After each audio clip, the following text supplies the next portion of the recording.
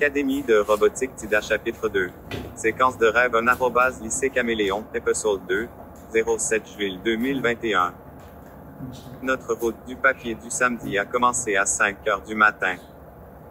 Mon père m'a déposé avec ma sœur cadette Abigail, un garçon manqué de 10 ans, du côté nord de l'entrepôt. Mon père avait temporairement garé son camion devant le siège de Kokomo Beach News, avec les véhicules d'autres livreurs de journaux. Abigail a grimpé dans le lit du camion et a jeté nos vélos. Elle a dit que c'était trop lent autrement. Il y avait des bosses et des égratignures sur nos deux vélos à cause de cette pratique de la sienne. Elle a sauté, a claqué le haillon et a fait signe à notre père de décoller. Nous avons emmené nos vélos à l'entrepôt et les avons appuyés contre un mur. J'ai suivi Abigail dans le bâtiment. C'était son idée d'avoir un itinéraire papier. Mes parents m'avaient confié la tâche sacrée de la protéger. J'avais accepté d'aller à TIDA Robotique à cause de la tâche tortueuse de s'occuper d'Abigail. Ce n'était pas qu'elle se comportait mal, c'était qu'elle était un garçon manqué de part en part. Elle était physiquement plus forte et plus rapide que moi. Nous nous sommes dirigés vers le comptoir, où Madame Belfond, la secrétaire, a placé 2 piles de journaux devant Abigail. Nous l'avons remerciée et nous sommes sortis. Nous avons rapidement enroulé les journaux, les avons attachés et en avons chargé dans les paniers avant de nos vélos.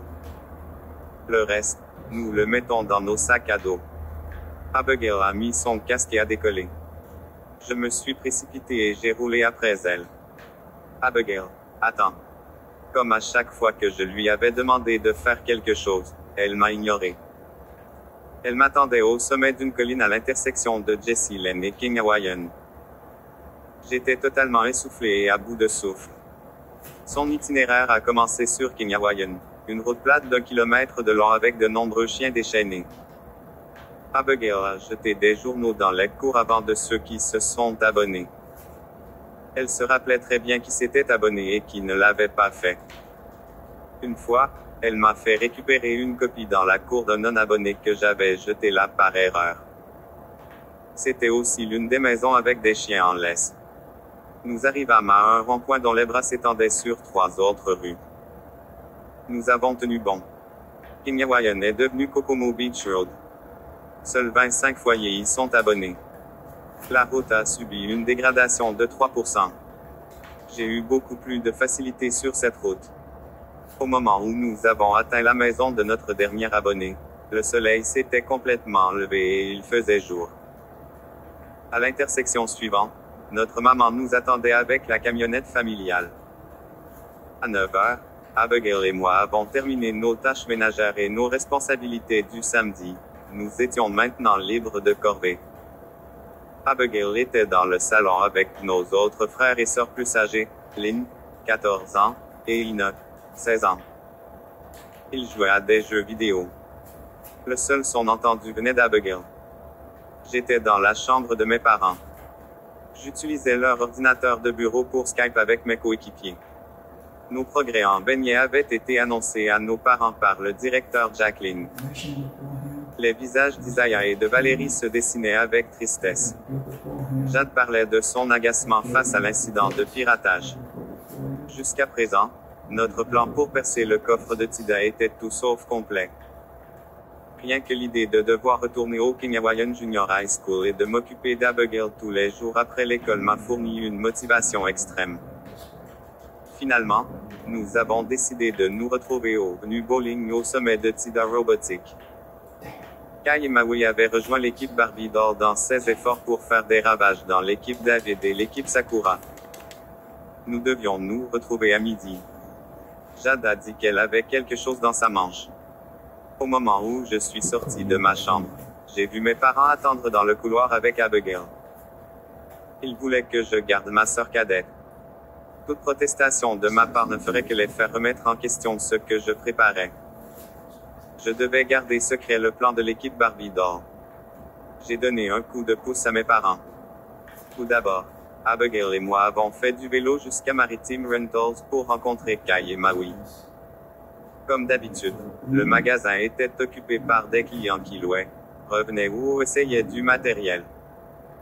Nous nous sommes dirigés vers l'arrière-salle. Okai et Maui nettoyaient les locations rendues.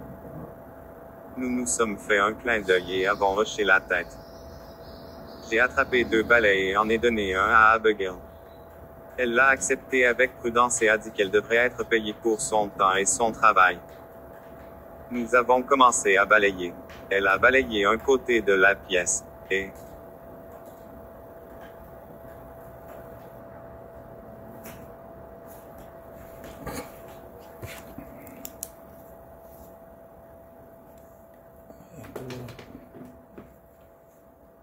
There's no other. It's a nice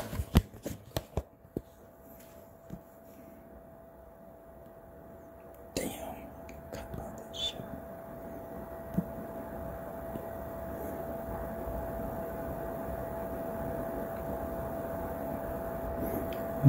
Gabon.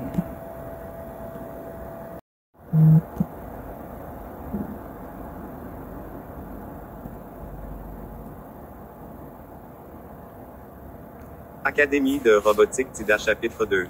Séquence de rêve un @ lycée Caméléon, épisode 2, 07 juillet 2021. Notre route du papier du samedi a commencé à 5 heures du matin. Mon père m'a déposé avec ma sœur cadette Abigail, un garçon manqué de 10 ans, du côté nord de l'entrepôt. Mon père avait temporairement garé son camion devant le siège de Kokomo Beach News, avec les véhicules d'autres livreurs de journaux. Abigail a grimpé dans le lit du camion et a jeté nos vélos. Elle a dit que c'était trop lent autrement. Il y avait des bosses et des égratignures sur nos 2 vélos à cause de cette pratique de la sienne. Elle a sauté, a claqué le haillon et a fait signe à notre père de décoller. Nous avons emmené nos vélos à l'entrepôt et les avons appuyés contre un mur. J'ai suivi Abigail dans le bâtiment. C'était son idée d'avoir un itinéraire papier. Mes parents m'avaient confié la tâche sacrée de la protéger. J'avais accepté d'aller à TIDA Robotique à cause de la tâche tortueuse de s'occuper d'Abigail. Ce n'était pas qu'elle se comportait mal, c'était qu'elle était un garçon manqué de part en part. Elle était physiquement plus forte et plus rapide que moi. Nous nous sommes dirigés vers le comptoir, où Madame Belfond, la secrétaire, a placé 2 piles de journaux devant Abigail. Nous l'avons remerciée et nous sommes sortis. Nous avons rapidement enroulé les journaux, les avons attachés et en avons chargé dans les paniers avant de nos vélos. Le reste, nous le mettons dans nos sacs à dos. Abigail a mis son casque et a décollé. Je me suis précipité et j'ai roulé après elle. Abigail, attends. Comme à chaque fois que je lui avais demandé de faire quelque chose, elle m'a ignoré. Elle m'attendait au sommet d'une colline à l'intersection de Jessie Lane et King Hawaiian. J'étais totalement essoufflé et à bout de souffle. Son itinéraire a commencé sur King Hawaiian, une route plate d'1 kilomètre de long avec de nombreux chiens déchaînés. Abigail a jeté des journaux dans les cours avant de ceux qui se sont abonnés. Elle se rappelait très bien qui s'était abonné et qui ne l'avait pas fait. Une fois, elle m'a fait récupérer une copie dans la cour d'un non-abonné que j'avais jeté là par erreur. C'était aussi l'une des maisons avec des chiens en laisse. Nous arrivâmes à un rond-point dont les bras s'étendaient sur 3 autres rues. Nous avons tenu bon. King Hawaiian est devenu Kokomo Beach Road. Seuls 25 foyers y sont abonnés. La route a subi une dégradation de 3%. J'ai eu beaucoup plus de facilité sur cette route. Au moment où nous avons atteint la maison de notre dernier abonné, le soleil s'était complètement levé et il faisait jour. À l'intersection suivante, notre maman nous attendait avec la camionnette familiale. À 9 heures, Abigail et moi avons terminé nos tâches ménagères et nos responsabilités du samedi. Nous étions maintenant libres de corvée. Abigail était dans le salon avec nos autres frères et sœurs plus âgés, Lynn, 14 ans, et Enoch, 16 ans. Ils jouaient à des jeux vidéo.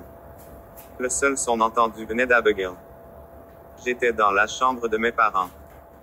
J'utilisais leur ordinateur de bureau pour Skype avec mes coéquipiers. Nos progrès en beignet avaient été annoncés à nous.